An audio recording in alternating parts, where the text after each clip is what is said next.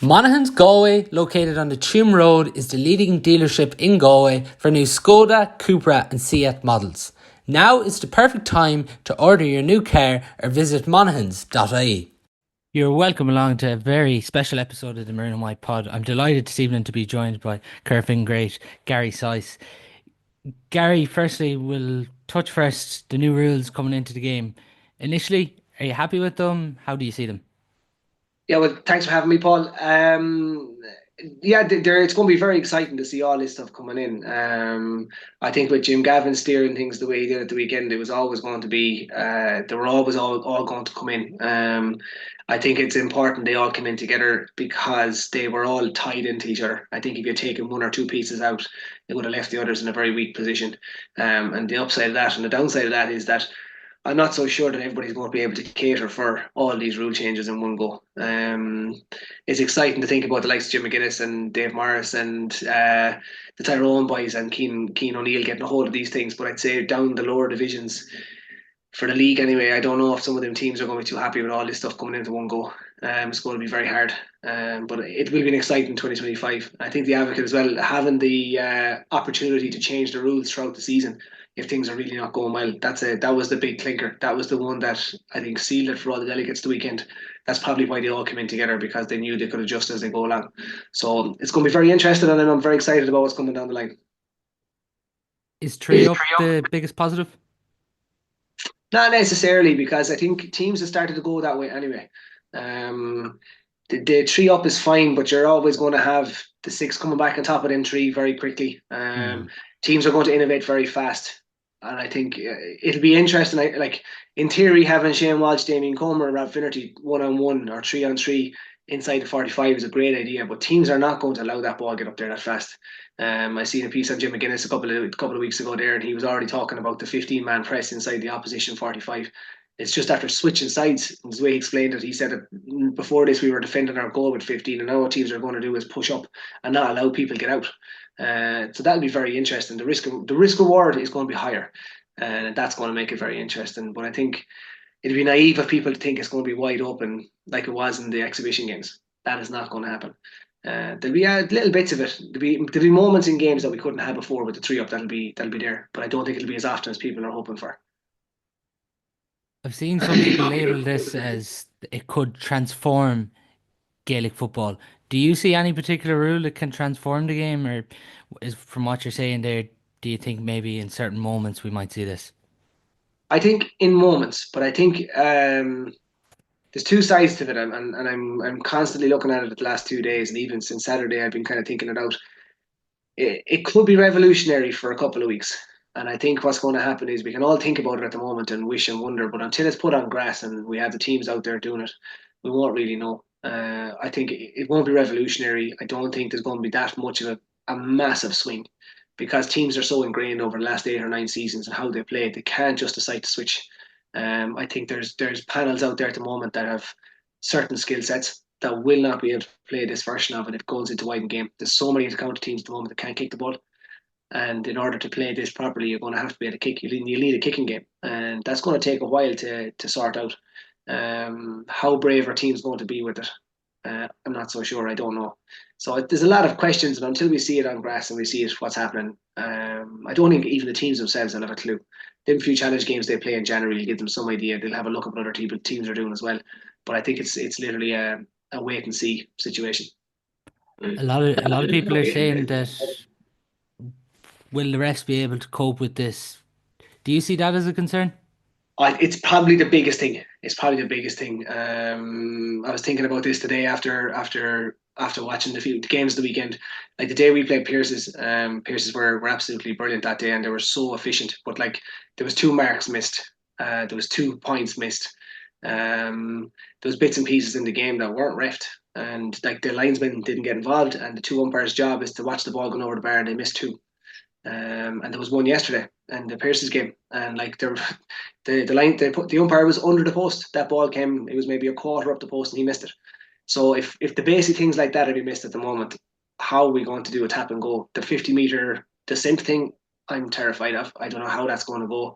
There are aspects of it that are absolutely like the tap and go is going to be fantastic. That's going to bring some pace to the game. But there are other bits like even my understanding of it is if someone calls in from the sideline about a referee's decision, that ball can be overturned and brought down to the opposite 13 for a tap over free. Mm. How does that work in a club game? Like, how do you define who shouted in? How do you ref that? How do you police it? So I think they're after putting a huge burden on officials. Even watching the exhibition games in Croke Park, the referees looked like they were under huge pressure. I know Martin McNally came out and said that he had done 2.4k more in an exhibition game than he had done in championship games the year before. And that pace to the game, it'll be very interesting. But I think they're at the moment most referees are overloaded, and I can't see how this is going to help them. Is it more of a concern when it comes to club? Oh, it's absolutely terrifying. It's terrifying. I think it's a terrible job to have in the first place. Being a referee is absolutely horrendous. You can't win. If you do a good job, that's what you're supposed to do. If you do what's perceived as a poor job, you're getting slated for it. I think we have good referees in Galway at the minute. We have a high level. When you get to the top end of the championship, we've the next Thomas Murphy and these guys, and you can see he's on the intercounty setup as well. He's doing very well. They're making a difference. But for the athleticism of some of the teams now that are coming and the pace of the game, and with all these new rules, the arc, like how does the arc work in a club game? I don't know how that's getting sorted out. And some of the bits and pieces, even the 50-meter free, like how, like it's going to be so wide open to abuse, I suppose is the word you're going to use for it. Like, and I don't know how that's going to work. That could decide championship games in club. That one rule in itself, if something really twisted for 5 or 6 minutes on a team, that could really upset things. And it's an interesting one. I know the theory behind it. I get it. I understand it, but it's going to cause mayhem, I think, for a little while, for sure. You mentioned the arc there, particularly when it comes to the arc. Are you excited by it? I am, and I've done a lot of reading on it, and I've looked at the stats on it, and it is an interesting one. And I think it was creeping into the game anyways because of the mass defences. We had a lot of long kickers, your Paul Conroy's and these guys coming into it there, hitting boomers, and I think they deserve to be rewarded for that kick because it's a big kick to take on. And I think there are kickers out there that are paralysed by analysis and they're not allowed to kick that shot. But I do think there's an opportunity missed with the goal chance. I think teams will get into it statistically and they'll see that a one pointer actually isn't worth it. And bringing the ball inside and getting caught inside the arc and not getting a shot off outside the arc might actually stop goal chances. If that was a 4 pointer, I think teams would actually be going after goals more. That'll be interesting to see, and maybe it's an adjustment they'll make going forward. But I think there'll be a lot of set plays now trying to build up that kicker, trying to get your Paul Conroy's on the arc. There'll be a lot of set plays to it, and I'd imagine the more innovative coaches will be looking at ways to get them out in the sidelines for them shots. It was kind of happening already with the mass defences. You could see the areas where teams were shooting from; they were starting to find pockets. So it'll be very interesting. But I do think it'll turn into a set plays for the bigger games. So do you think they should have kept the 4 point goal? Yeah, I do. I do as an Yeah. incentive to break out inside the arc, and I do think that because if you see a game where it's 10-6 and the attacking team is on 10 points, they are not going to go inside that arc for anything. Not a hope. They're going to go set play and they're going to try and get that next 2 pointer. Um, whereas if it's a 4 pointer and you want to finish a game, they might just push on and try and get that ball in faster inside and take a chance, risk reward.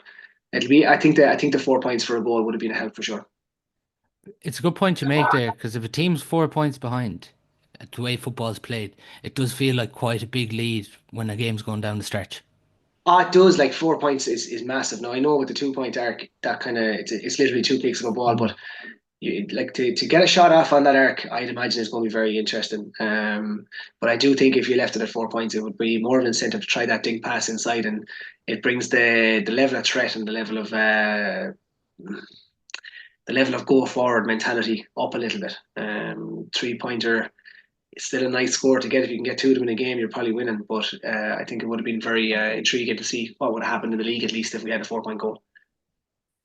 I know the FRC committee have talked about it and they've said they will adjust and amend as this goes on throughout the season.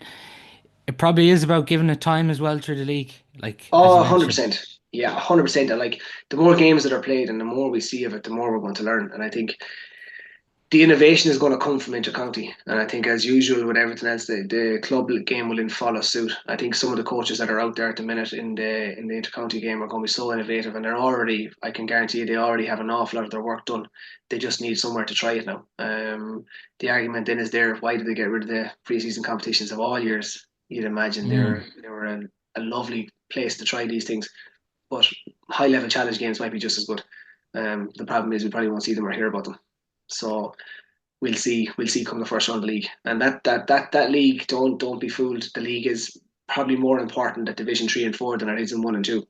That is their season, and trying to get back up in Sam Maguire is their season. So there have been some players unhappy with the rules being changed and being changed en masse, because they've probably spent 2 or 3 seasons building up to get themselves to a place where they can compete, and now all of a sudden that work has been pulled from under them, and they have to go back to square one and relearn their trade, so to speak.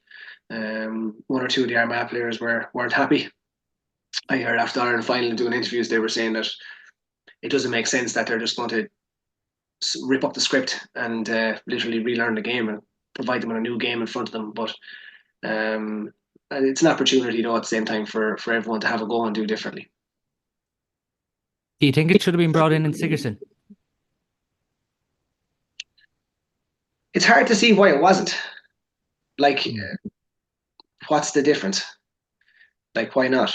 The Sigerson League is probably nearly over, and it's hard to know. I'm sure there's lots of pros and cons for it. You could say it definitely should be brought in, considering most of those lads are going to play into county anyway. Probably would have been easier for everybody. It's hard for a lad to play a Sigerson game Wednesday, one set of rules, and then go out in a National League game. It's a big game for his county on Sunday and play a different set of rules. It's hard for referees to do the same thing. Probably going from Wednesday night old rules to Sunday. It's going to lead to mistakes. There's no doubt about it. You'd imagine a blanket change, if we're all going, we all go one way, would be much easier. On Corofin this year, Gary, it's been a few weeks since the game against Pierce's. Have you been thinking a lot about that game since, or do you begin to carp it? Yeah, unfortunately, that's my nature. I've watched it a few times, and not pretty watching it. It doesn't get any easier to watch it, but they were excellent on the day. They were extremely efficient and extremely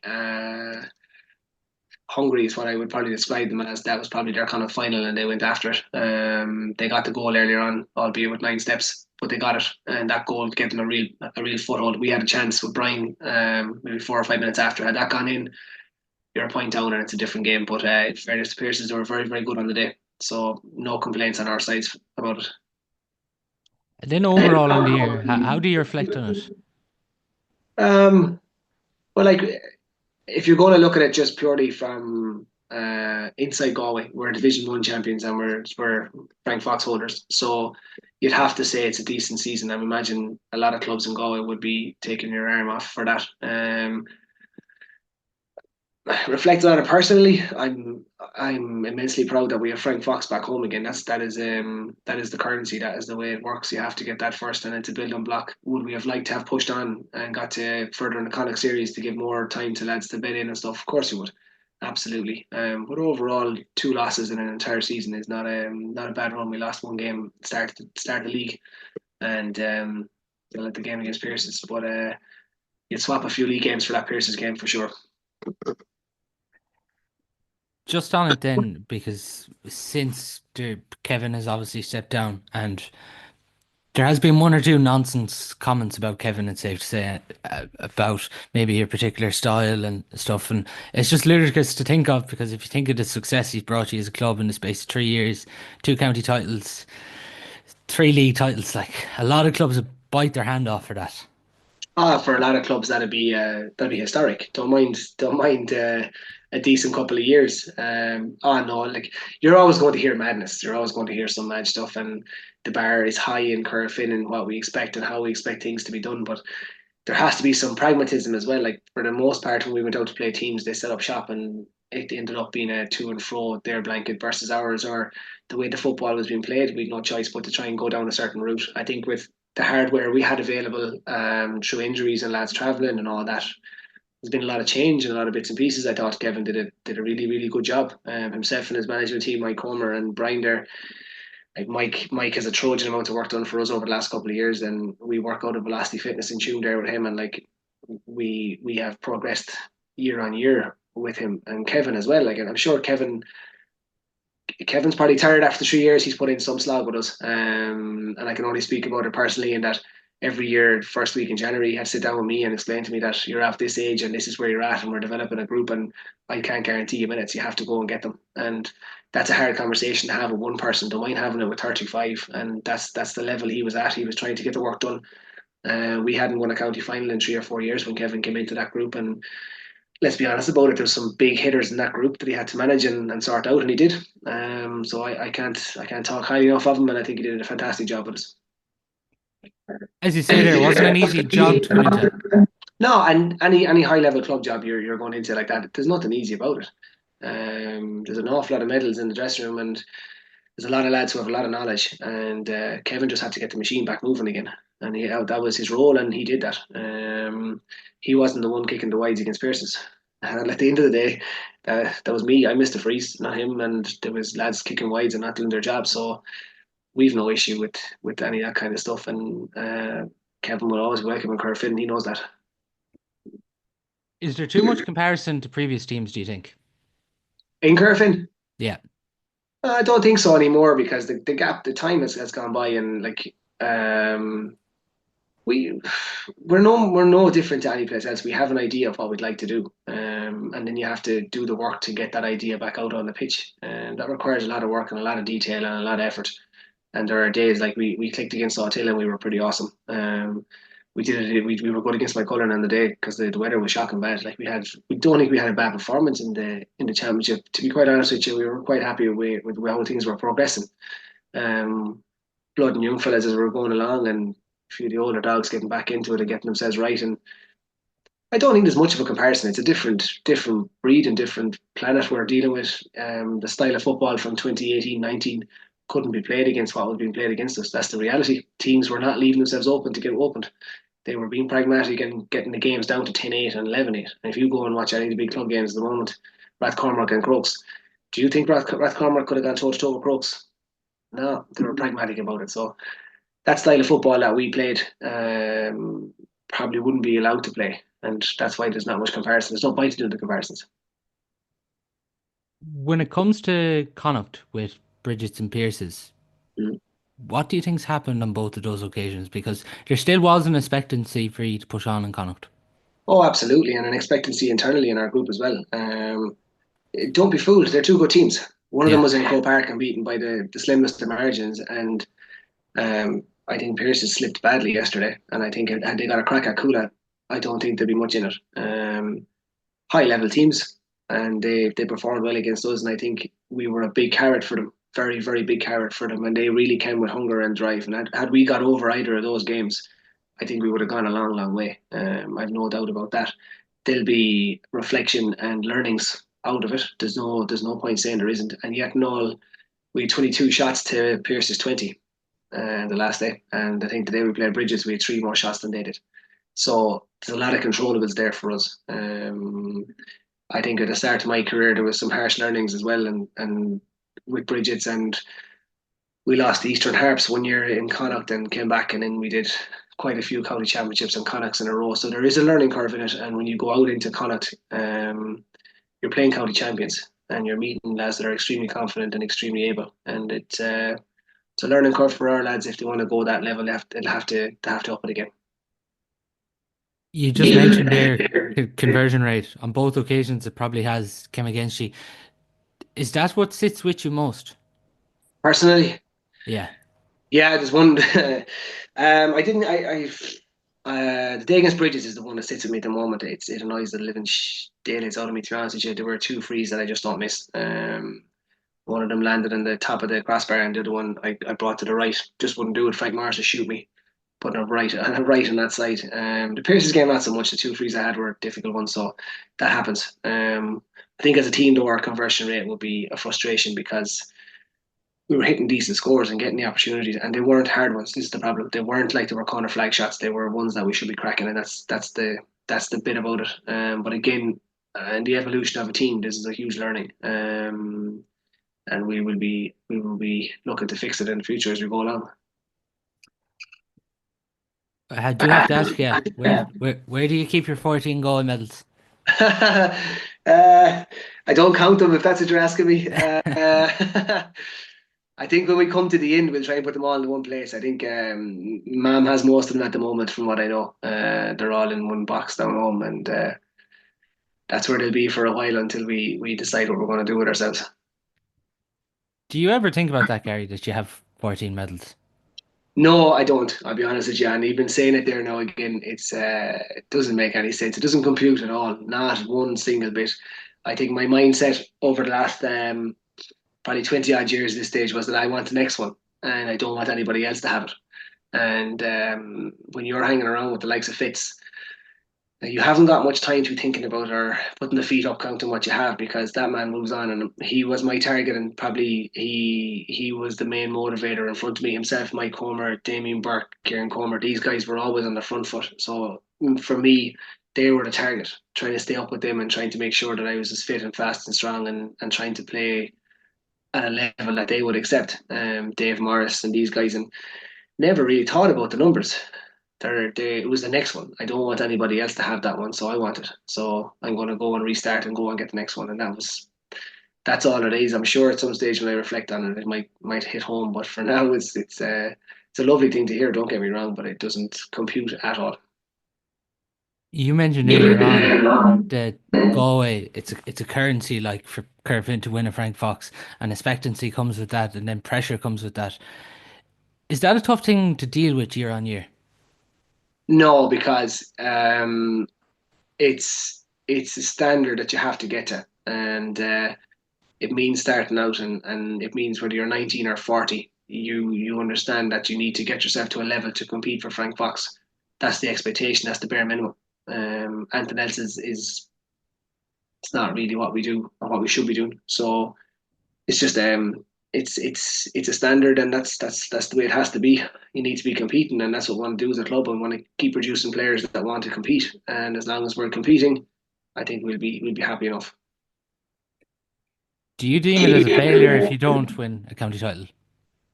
Me personally, or the club? If for yourself personally, if Corofin don't win Frank Fox, do you deem it as a disappointing year? Yeah, yeah, 100%.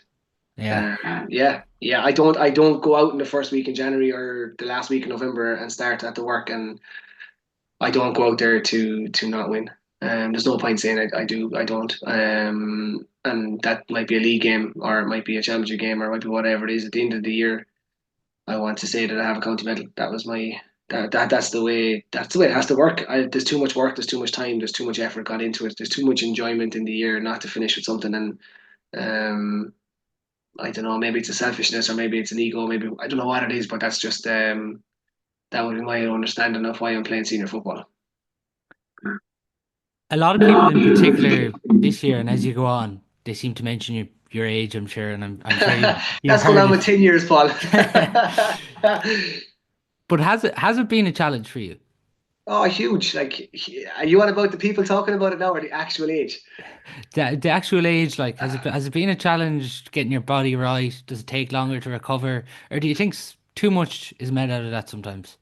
I think too much is made out of it. Now, the other side of it is too. There is work involved, but as I said to you, like I've had templates in front of me. This is not Fitz was my template.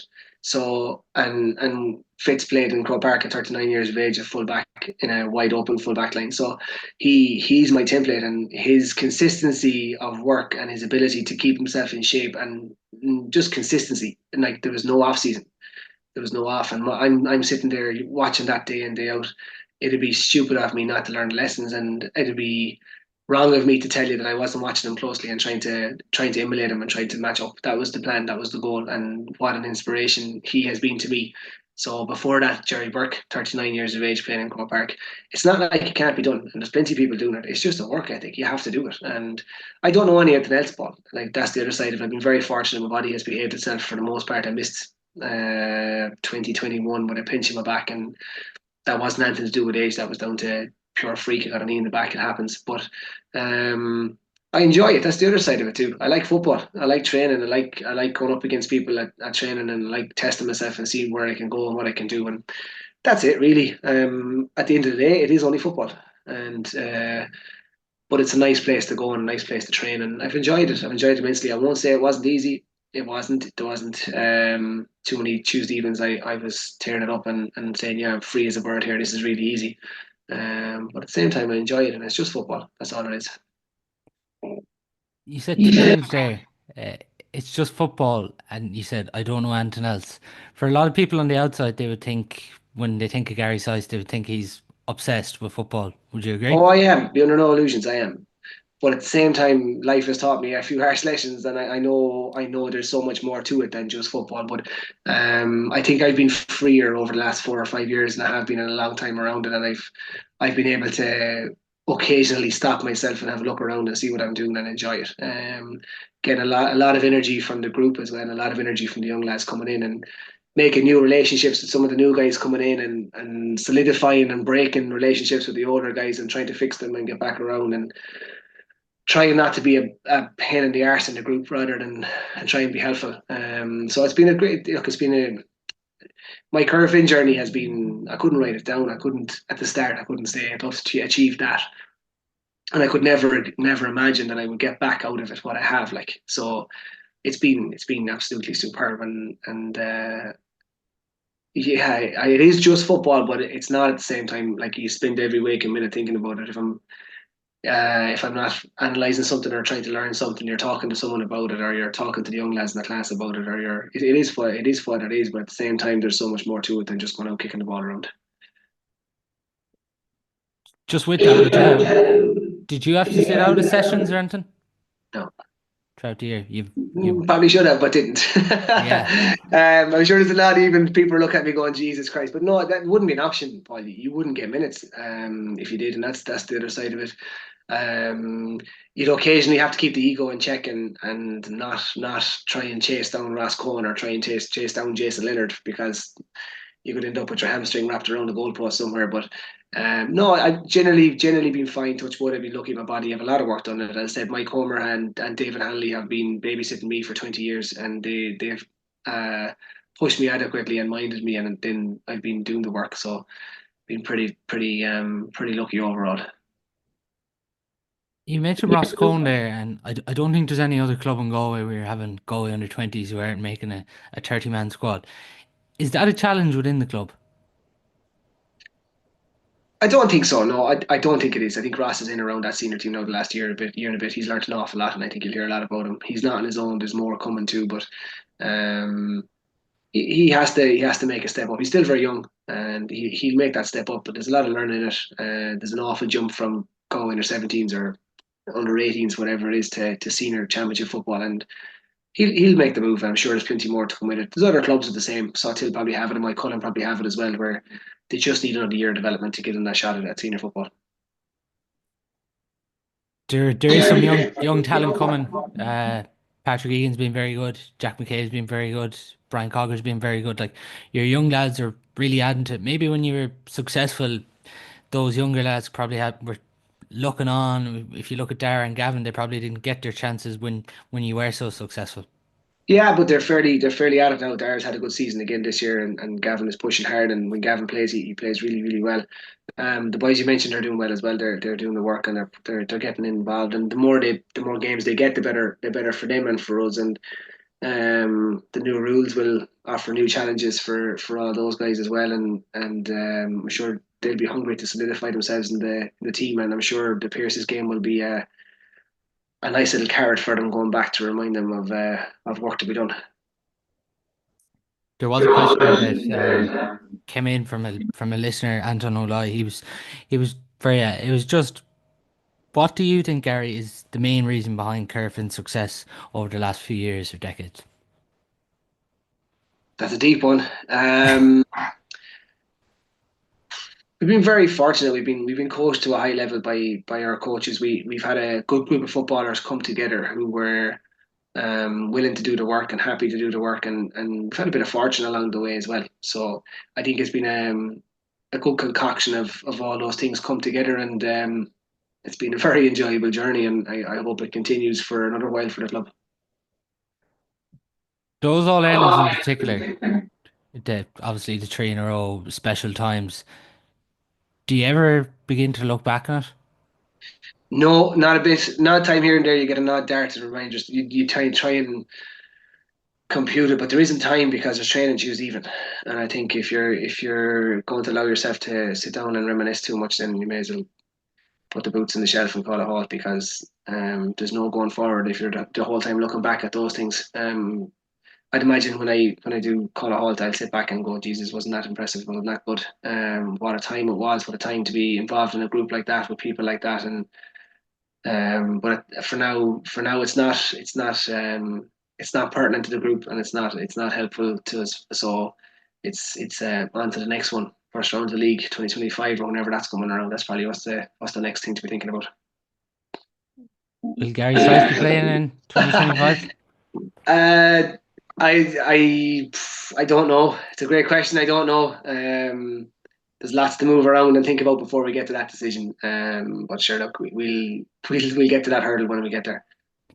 Has it been year on year decision as the years have went on for you? Um, no, not really.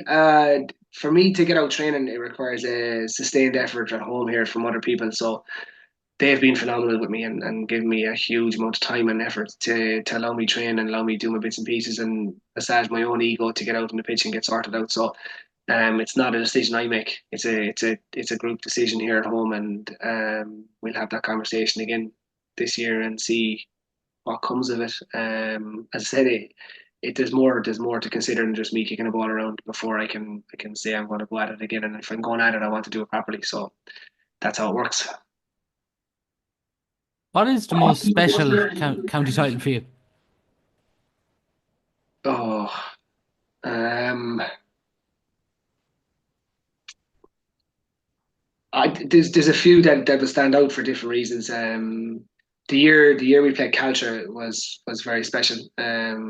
Before and after, and Fissy's connection there, that was very very special. It stands out in the mind straight away. I would say last year's county final for me was a big one. Personally, just a big one. It was just a watershed moment and a bit of pressure off. Something I didn't know if I'd ever do again or I'd be able to do myself. So yeah, look, they're all very special. Be under no illusion, I don't take any of them for granted, and I'm very fortunate to have been involved in so many. But there are one or two who that stand out for more for the people involved than the actual game, or that it's more the people that were there and with us and enjoyed it with us, or those that weren't. That's more about it than the game. One for you too, Gary. Like, what's your favorite position? Because I remember going to Galway games back in the day, and you'd be Cornerback. accustomed, like you're in the backs back then, and Yeah. number seven jersey a lot. Then it was 10 jersey a lot for Corofin, and in the last 2 years we've seen you go inside. What is the favorite position? Yeah, some people would say you're moving up because you're slowing down, Paul. That's what happened there. Do a Kieran McGrath and go on goal for a while. I probably wing back, and to be honest with you, I think when I sit back and reflect over the last 2 or 3 years, I should have put my hand up and asked for a game or two at wing back. The problem you have there is you're up against the likes of Kieran Malloy and Dylan Wall and Brian Cogger and these guys, so maybe I should just shut up and be happy with what I had. Um, the number 10 thing happened by accident. Got put up there in a challenge game with Corofin, and I think we were short forwards or something, and it just clicked in. And I ended up getting a league game with Galway then down against Cork with Joe Kernan, and that went really well. And that's how that happened. And then I think the number 13, 14 thing, it was just the number on the jersey didn't really mean a whole lot. So the forward thing was late enough in my career, but it's gone okay so far. It absolutely has, and obviously there's going to be different links now for the next Corofin manager. But would it excite you if one of your ex teammates was to go in as manager? Because there's as we know, WhatsApp rumors are strong these days, and Be there's wary of the different links. WhatsApp. Be wary of the WhatsApp. I've no idea what's going to happen, and it won't factor into me too much who's involved. As long as the person involved is going to be good to the group and be good for the group, it doesn't really bother me. As long as Corofin are looked after, it won't make much difference to me personally who it's going to be. An important move for the club, though. Every time, every single time, every time there's a manager appointed in Corofin or any club for that matter, it's a big thing. It's getting harder to do. It's not a job I would envy. Trying to be a manager of senior players is very, very difficult at any level. I'd like junior, intermediate, senior. It's a minefield, and I think it's getting worse by the minute. To be quite honest with you, the expectations involved in it and what people expect personally, and then what they expect from a coaching point of view, and everything is through the roof. And it's never been higher, and yeah, it's not a role I envy anybody having to do. On the coaching side of things, Yeah. has there been opportunities for you To do what? to get into coaching? I coach the school team at the moment, Paul, and I can't tell you how stressful that is. Don't worry, Raftery Cup Gary. is, I remember you in the Raftery yeah, Cup. Raftery Cup is cutthroat. I would find that tricky. I would find trying to pick a common Munster team in the school tricky. I have dabbled tiny bits in and around the club, but no, I haven't stuck my toe. I've been playing, but that's the truth of it. Yeah. I couldn't justify being over trying to train a team when I should have been at the pitch training myself. So never got the time to do anything like that, and it's not on the books at the minute, anyway, that's for sure. Would outside curving ever interest you, or No. do you always just see yourself? I'll always have to be with Well, my own club. are you talking about a club in Galway? Yeah. No,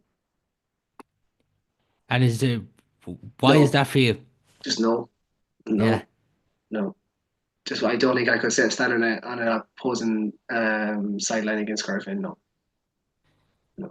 And even if it was a different grade, like we've obviously seen your teammate Mike Farrer go at And intermediate. that look, it's a decision people make. I would no. I just don't think I could do that.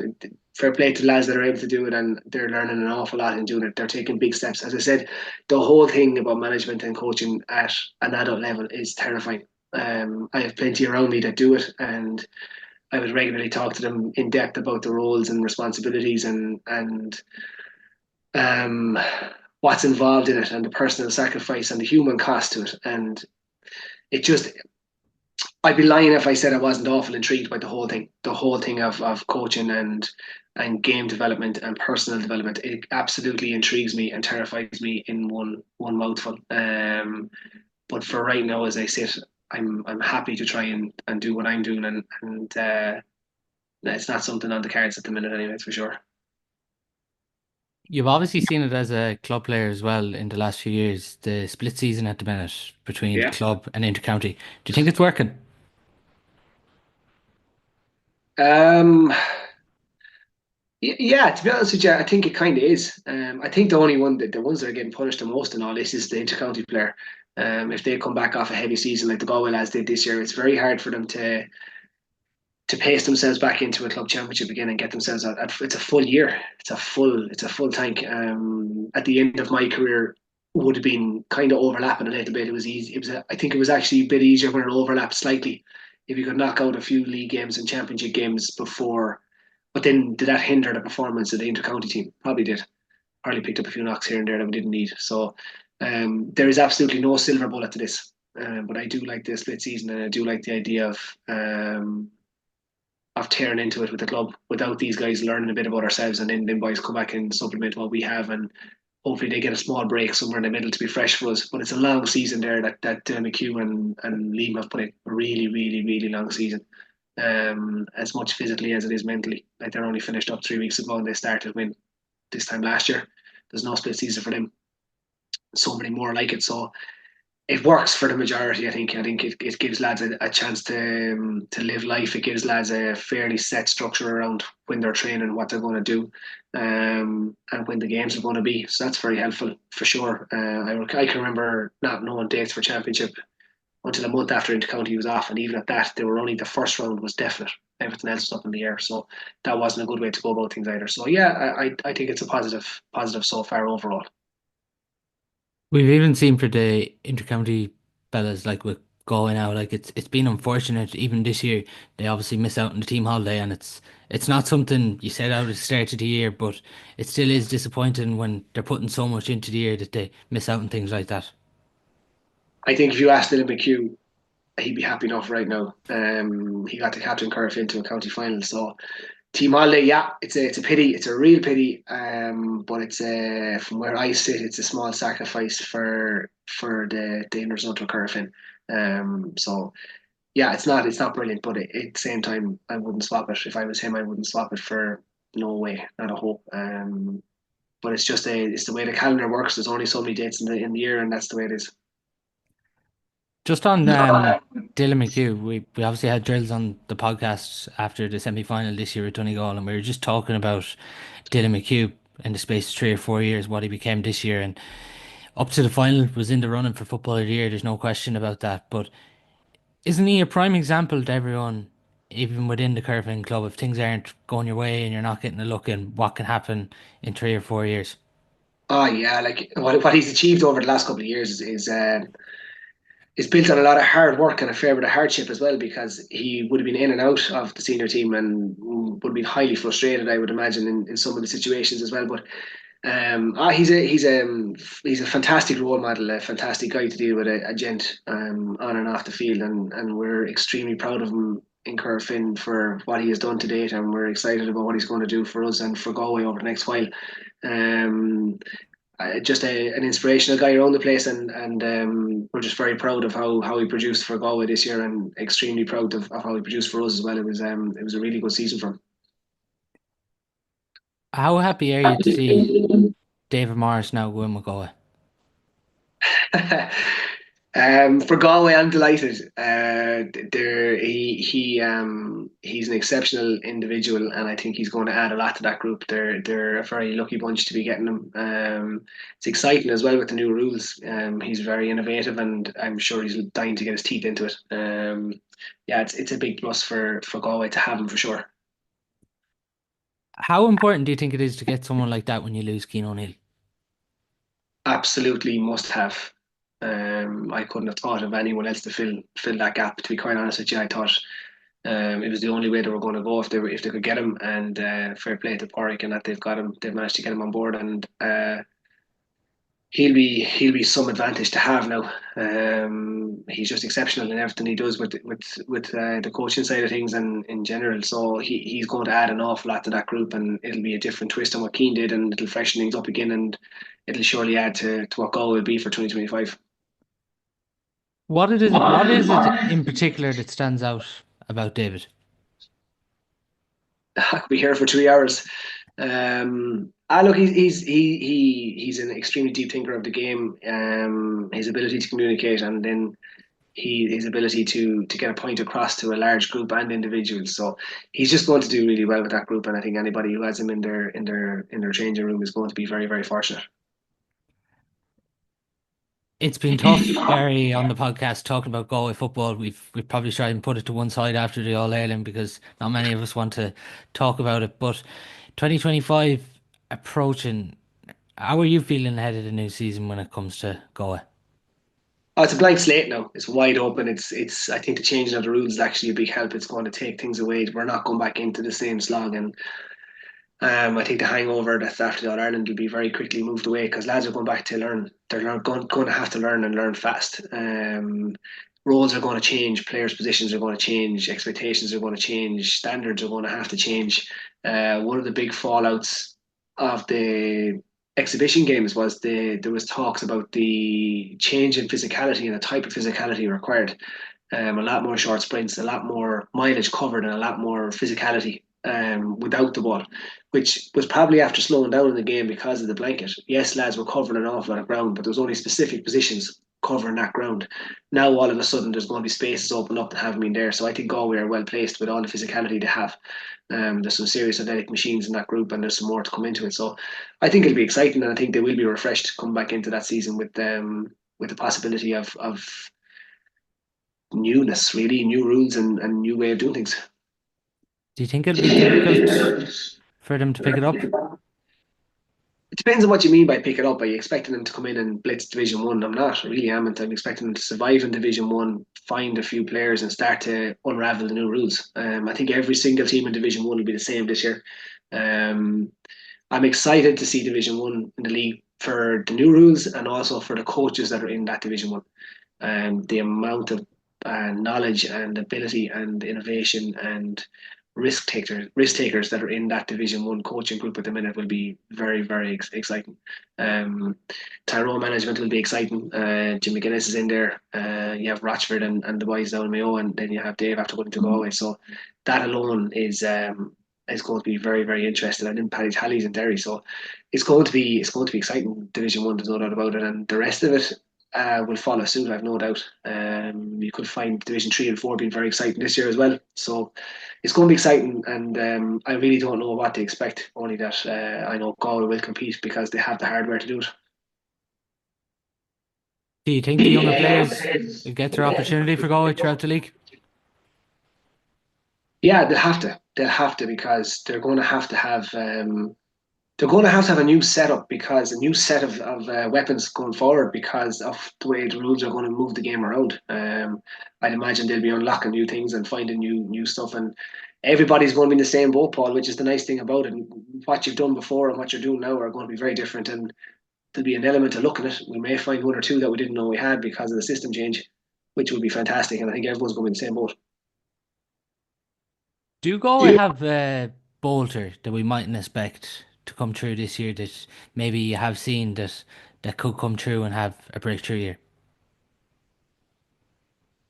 As in someone to come out of a club championship and land in a Galway team. No, Yeah, I don't think so. I don't think we have, or I don't think there's a possibility of that happening anymore because of there's a system in place there. Porrick's been there for a good while. He's been bleeding players in and out and taking boys in and out and moving them around. I think what you're going to have is you're going to have somebody who might not have got as many minutes before, who might just appear and have got to a level.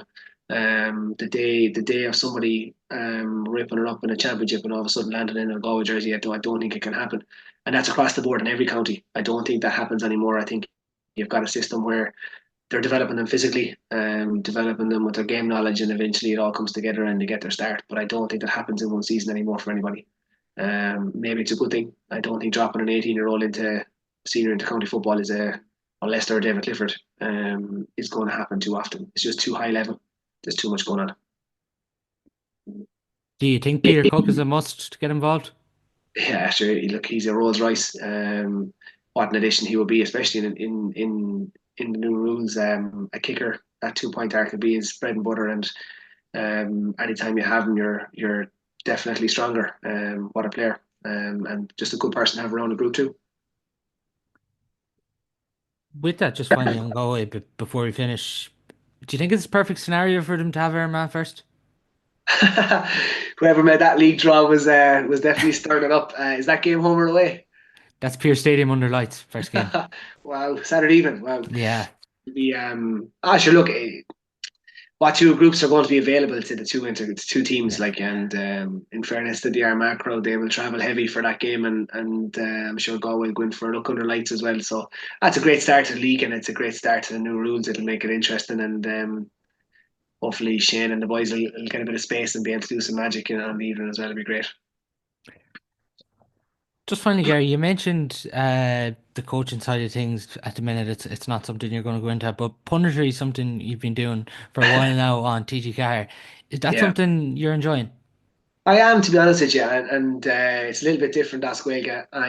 I'm being tested and challenged a small bit on my abilities there, and I find it a challenge to get my point across and to get a point across clearly through Gaeilge. But and getting to meet a lot of people, I got to speak to Jamie Wall and Seamus Kennedy at the weekend. There they were playing Duran afterwards. You get to hang around with the likes of Tomas O'Flaherty, Mark Hart, Kevin Cassidy, and these guys. Sure, it's only going to be a good day out. Like you're dealing with football royalty, and you're getting to meet some of the top players in the country and managers, and it's a fantastic opportunity for me. Would I give my right arm to be out playing it instead of talking about it? Of course I would, but it's a lovely thing to be doing, and they're fantastic people to work with. So yeah, I'm enjoying it, and I appreciate the opportunity to be involved in it.